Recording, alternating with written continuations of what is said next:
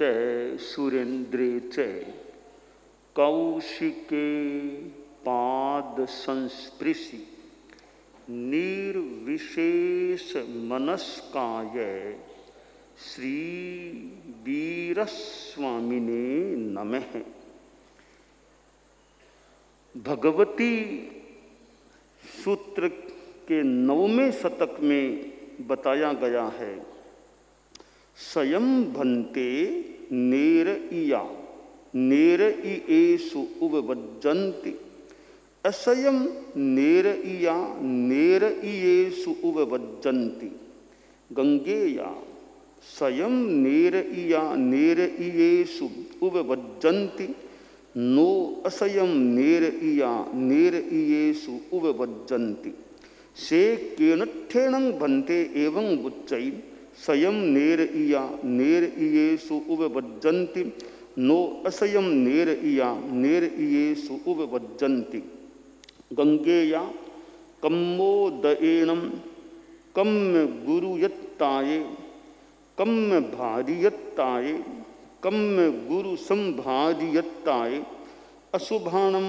कम्माणं उदयेनं अशुभाणं कम्माणं विभागेणं अशुभाणं कम्माणं फल विभागेणं स्वयं नेर इया नेर इएषु उपवज्जन्ति नो असयं नेर इया नेर इएषु उपवज्जन्ति से तेनठेनं गंगेया एवं बुच्चै स्वयं नेर इया नेर इएषु उपवज्जन्ति नो असयं नेर इया नेर इएषु उपवज्जन्ति। भगवती सूत्र में जो देखा जा रहा है, ज्यादातर प्रश्नोत्तर यानी गौतम के द्वारा प्रश्न और प्रभु महावीर के द्वारा उत्तर है। यह काफी क्रम चलता आया है। कहीं कहीं कोई दूसरे व्यक्ति भी भगवान महावीर से प्रश्न पूछते हैं और प्रभु महावीर उत्तर भी देते हैं। इसका एक उदाहरण है, गौतम स्वामी का तो बार बार आता ही है। एक साधु जो भगवान पार्श्व की परंपरा का था, पार्श्वापत्तीय, वह साधु गांगेय साधु अनगार गांगेय भगवान महावीर के पास आता है, भेंट करता है और वार्तालाप करता है। वार्तालाप के दौरान अनेक प्रश्न पूछे हैं। एक प्रश्न यह पूछा कि भन्ते, ये नैरयिक जो नरक में पैदा होते हैं, वे पैदा स्वयं अपने आप होते हैं या और कोई उन्हें वहाँ भेजता है, पैदा करता है? कोई दूसरी शक्ति उन्हें वहाँ उत्पन्न कराती है या खुद वो नरक में जाकर के पैदा हो जाते हैं? यह एक प्रश्न जो है, यह पुनर्जन्म की व्यवस्था के संदर्भ में है कि पुनर्जन्म कैसे होता है। अब यूं अलग अलग धारणाएं हो सकती हैं।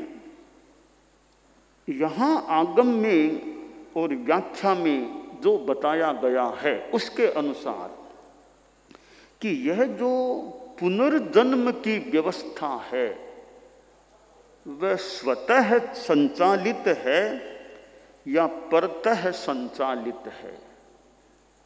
स्वतः संचालित होने वाली व्यवस्था है या किसी दूसरे के द्वारा संचालित होती है कि किसको कहाँ भेजना, किसको नरक में भेजना, किसको स्वर्ग में भेजना, किसको और कहीं भेजना, या और कोई शक्ति सारा निर्णय, सारा कार्य करती है, या वो जीव अपने आप नरक में जाकर के पैदा हो जाता है। यह पुनर्जन्म संबंधी जो बात है, इसमें एक विचार कोई यह भी दे सकता है कि कोई दूसरी शक्ति है वो जीव को भेजती है कि तुमको वहाँ जाना, वो भेज देती है। कोई ईश्वरीय शक्ति और कोई ऐसी शक्ति वो कहीं भेजती है।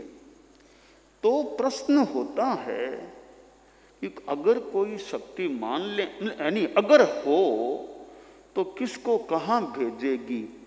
अपने मन मते कहीं भेज देगी, कोई आधार होगा। तो कोई कह दे भी आधार यह होगा किसने अच्छे कर्म किए किसने बुरे किए, उसका हिसाब लगा करके वो शक्ति किसको कहाँ भेजना यह निर्णय कर लेती है। कभी किसने क्या किया इसके आधार पर ही भेजना है, तो जीव खुद ही वहाँ जा सकता है, किसी को भेजने की क्या जरूरत है। अब इसमें दो मत हो सकते हैं, हम कल्पना करें। कोई यह कहे कि भाई कोई शक्ति है वो जीव को नरक स्वर्ग आदि में भेजती है, कि वो अपने आप नहीं जाता, कोई दूसरा भेजता है। एक मत है कि भाई दूसरा कोई नहीं भेजता, वो अपने कर्म किए हुए हैं, वो कर्म अपने आप ले जाते हैं, अपने आप जीव यानी जीव अपने आप चला जाता है। अब ये कभी कभी सुनते हैं, क्या यथार्थ है भगवान केवल ही जाने कि अमुक आदमी की मृत्यु हुई तो विमान आया था, उसको विमान आकर के ले गया और वहाँ ले गया। कभी कभी आप लोगों ने कोई सुना हो कि वो संथारा था, वो था तो कोई विमान आया था, विमान प्रकाश दिखाई दिया, विमान दिखाई दिया, फिर वो आदमी की डेथ हो गई थी। मानो विमान लेने के लिए उनको आया था। तो यहाँ एक प्रश्न पैदा होता है, हमारे साधु साध्वियाँ भी बैठे हैं, कि हमारे सिद्धांत में तो एक समय दो समय की जो गति होती है उसके लिए विमान को आकर के ले जाने की तो क्या जरूरत है? कोई विमान में कोई जीव को बिठाएगा रखे कर अब ले जाएं तुमको, इसकी तो क्या जरूरत है? हमारा जो तात्विक सिद्धांत है, ऋजु गति हो तो एक समय कितना होता है? एक बार यूं आंख को निमेष करें, यूं एक निमेष में तो असंख्य समय मानो बीत जाएं, इतना छोटा एक समय है।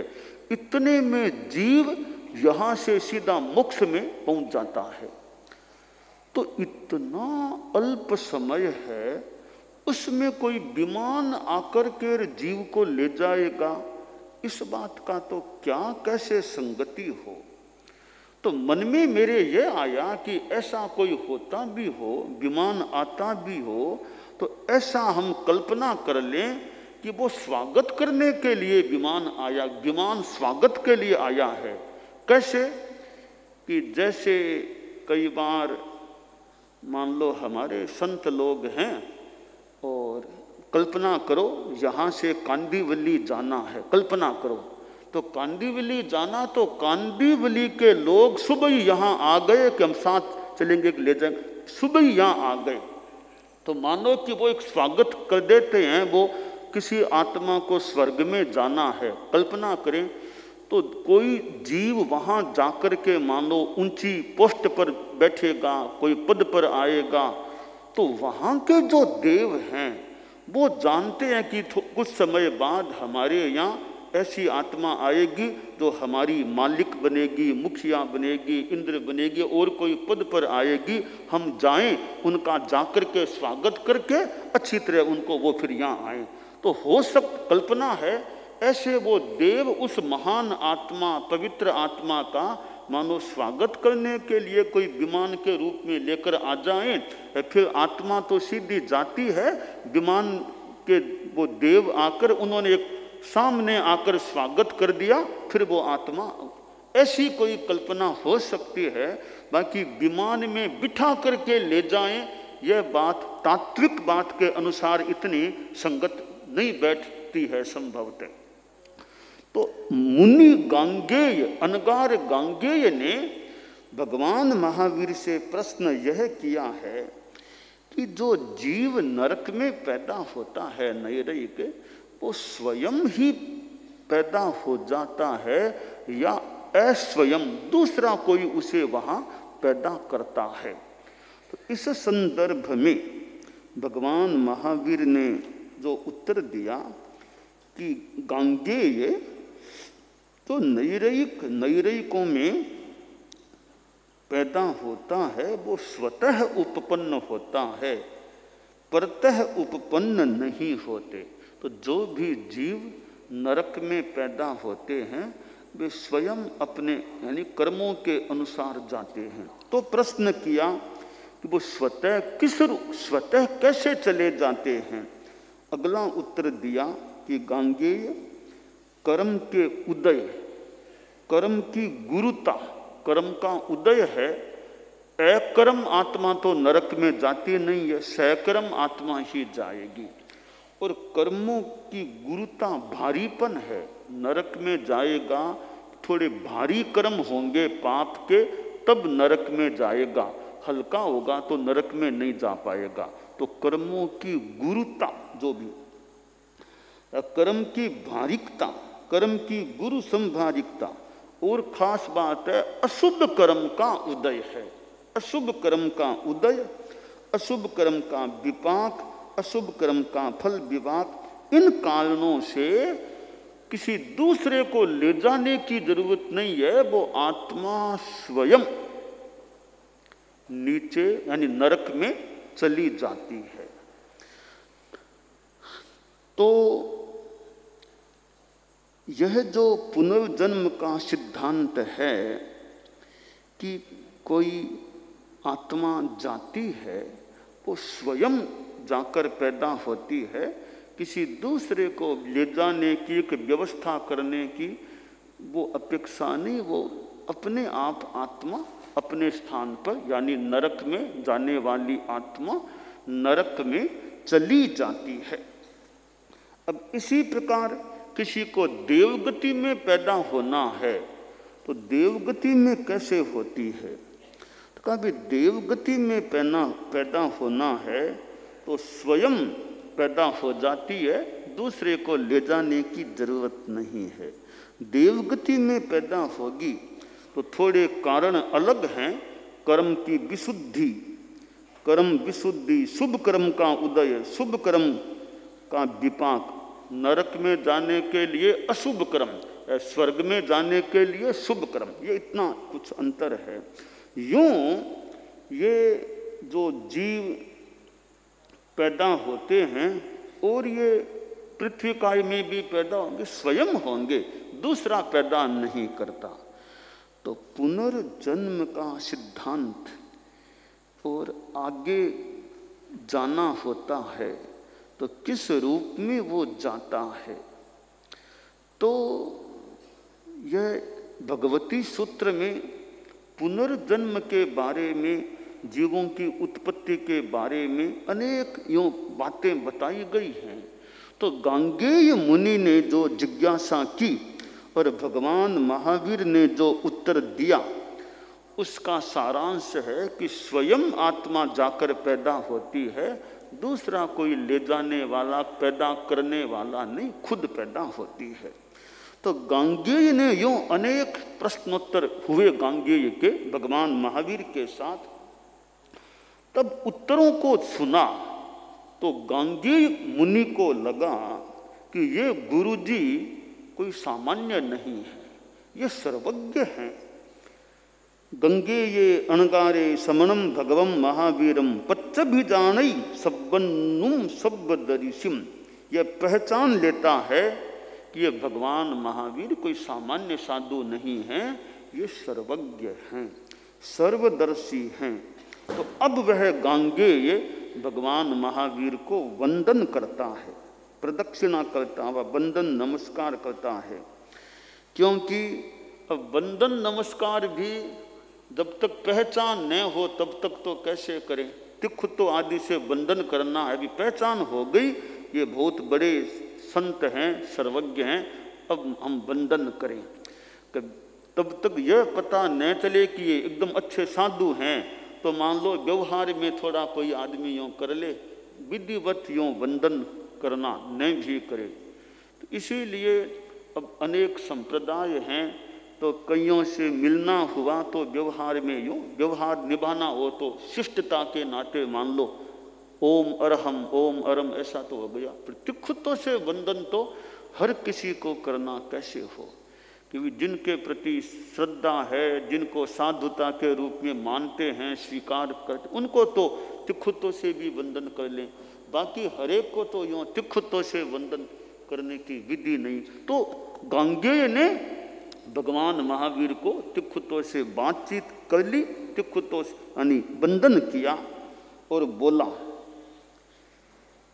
कि भंते, अब मैं आपके पास आपका धर्म स्वीकार, आपका मतलब कि मैं तो भगवान पार्श्व की परंपरा का धर्म पालता हूँ, चातुर्याम धर्म, और अब मैं उस धर्म से आपके धर्म तो मतलब सप्रतिक्रमण पंच महाव्रतात्मक धर्म है उसको स्वीकार करना चाहता हूँ। तो भगवान महावीर ने कहा, देवानुप्रिय, जैसे तुम्हें सुख हो, देरी प्रतिबंध मत करो। तो गांगेय अणगार भगवान महावीर को वंदन नमस्कार करता है और चातुर्याम धर्म को छोड़ करके उससे मुक्त होकर सप्रतिक्रमण पंच महाव्रतात्मक धर्म को स्वीकार कर विहार करता है। फिर वह गांगेय अणगार बहुत वर्षों तक श्रामण्य पर्याय का पालन करता है और जिस प्रयोजन से यह स्वीकार किया, नग्न भाव, मुंड भाव, स्नान न करना आदि आदि, भूमि सैया, फलक सैया, इतनी तपस्या साधना को स्वीकार की थी, 22 परिसहों और उपसर्गों को सहन किया जाता है, उस प्रयोजन की आराधना करता है और चरम उच्छ्वास निश्वास के बाद अब सिद्ध बुद्ध मुक्त बन जाता है। तो यह जो प्रश्नोत्तर की बात है, यह एक अच्छी विधा है कि एकदम अच्छा प्रश्न हो, उत्तर देने वाला अच्छा उत्तर दे दे, तो यह प्रश्नोत्तर आदमी की आस्था को भी सही बना सकता है कि भी प्रश्न करो, उत्तर करो, बात समझ में आ गई कि इनकी बात ठीक है तो मान्य कर ले, लगता है बात अभी जची नहीं तो कोई बात नहीं, बात हो गई अभी मान्य हम नहीं करते हैं। तो यह भी दूसरे से भी सवाल जवाब करके कि समझने की चेष्टा करें उसकी क्या बात है। तो एकदम अनाग्रह भाव से तर्क हेतु के साथ वार्तालाप हो, बात सही समझ में आ जाए, सही लगे, तो आदमी अपनी परंपरा को छोड़कर दूसरी परंपरा को भी स्वीकार कर सकता है। जैसे अणगार गांगेय मुनि ने कि भगवान महावीर की व्यवस्था, धर्म की व्यवस्था अच्छी लग रही है, तो उसने अपनी पूर्व स्वीकृत जो परंपरा पूर्व की थी चतुर्याम धर्म की, उससे इधर आ गया, भगवान महावीर की साधना व्यवस्था सप्रतिक्रमण पंच महाव्रतात्मक उसको स्वीकार कर लिया। तो यह तत्व चर्चा प्रश्नोत्तर होता है और कोई अच्छा प्रश्नकर्ता और अच्छा उत्तरदाता दोनों अच्छे हों, योग्य हों, तो एक बात का निचोड़ निकल सकता है, अच्छा बोध हो सकता है। तो प्राचीन काल में भी जैन शासन में भी अनेक संप्रदाय होते, एक संप्रदाय के अनुयायी दूसरे संप्रदाय के साधुओं से चर्चा करते, बात करते, उनकी बात समझ में आ जाती तो फिर वो उनको भी स्वीकार कर लेते। तो कई बार वो तत्व ज्ञान के साथ परंपरा का परिवर्तन कि एक संप्रदाय को छोड़कर दूसरे संप्रदाय को स्वीकार कर लेना, अपनी पूर्व मान्यता को छोड़कर नई मान्यता को स्वीकार कर लेना, यह प्रश्नोत्तर के द्वारा भी इनके उत्तर ठीक लग रहे हैं इसलिए हम अब इनकी परंपरा को स्वीकार करते हैं। तो यह बात गांगेय मुनि और भगवान महावीर का जो संवाद हुआ, फिर गांगेय मुनि ने भगवान महावीर की परंपरा व्यवस्था को स्वीकार कर लिया। इससे यह बात सामने आती है कि कैसे प्रश्नोत्तर के द्वारा संतुष्टि मिलने पर दूसरी परंपरा को भी स्वीकार किया जा सकता है।